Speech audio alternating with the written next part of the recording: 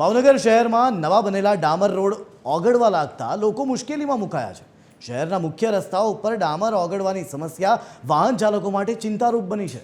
શાસક પક્ષની મુદત પણ પૂર્ણ થાય તે પહેલા ભ્રષ્ટાચાર કરીને પણ રોડ રસ્તા સારા બનાવવાની કામગીરી દેખાડવાની ઉતાવળમાં રોડમાં ડામરને બદલે ઓઇલ જેવું પદાર્થ નાખી રોડ બનાવી દેવામાં આવ્યા હોવાના આક્ષેપ વિપક્ષે કર્યા છે।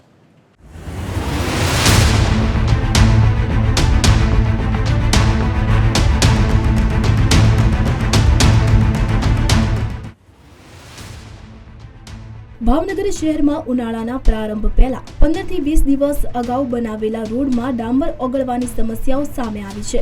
માત્ર 35 થી 38 ડિગ્રી તાપમાનમાં જ ડામર ઓગળવા લાગ્યો હોવાનું જોવા મળી રહ્યું છે।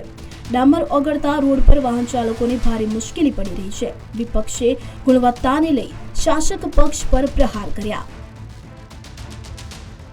કે ભાવનગરમાં અત્યારે ડામર પણ ઓગળી રહ્યો છે। આજે ઉનાળાનો પ્રથમ સમય છે અને રોડ ઉપર ડામર ઓગળી રહ્યો છે એનો મતલબ સ્પષ્ટ થાય છે કે તમે કાંઈક ને કાંઈક નબળી કામગીરી કરી છે, નબળી વસ્તુ વાપરી છે અને પછી રેતી કે કપચી તમે ઉપર ધૂળ ઉડાડો છો। એના કારણે આખા ભાવનગરમાં ડમરીનું સાંભળે ના હું આ રોડ દરરોજ મારા ડેલી પસાર થવાનું આવે છે અને આ રોડ હમણાં જ હજી 15 દિવસ પહેલા બનેલો છે અને આ રોડ સતત ઓગળે જ છે નોકરો।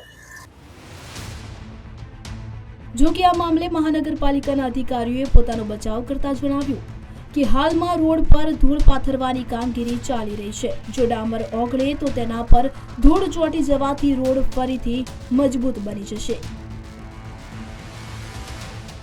ડામર હોય એ ગરમીમાં પીગળે અને એ વખતે રોડ બનાવ્યો ત્યારે પણ આપણે આ જ વસ્તુ નાખી હોય, પછી હવે ધીમે ધીમે વાહનોને અવરજવર થાય, એના ફ્રિક્શનના લીધે હીટ પકડે, ઉપરથી તાપમાન હોય એના લીધે હીટ પકડે, બંને હીટ ભેગી થાય એટલે અત્યારે તાજેતરવાળા જે ઓઇલ પેઇન્ટિંગના રોડમાં આ વસ્તુ થતી હોય છે। હવે જોવાનું એ રહ્યું કે રોડના કામમાં ભ્રષ્ટાચારના આક્ષેપો સામે મહાનગરપાલિકા તંત્ર માત્ર માથે ધૂળ નાખીને કામ ચલાવે છે કે પછી આ મામલે યોગ્ય તપાસ કરીને સંકળાયેલ એજન્સીઓ સામે કડક કાર્યવાહી કરે છે। અલ્પેશ ડાભી, TV13 ગુજરાતી, ભાવનગર।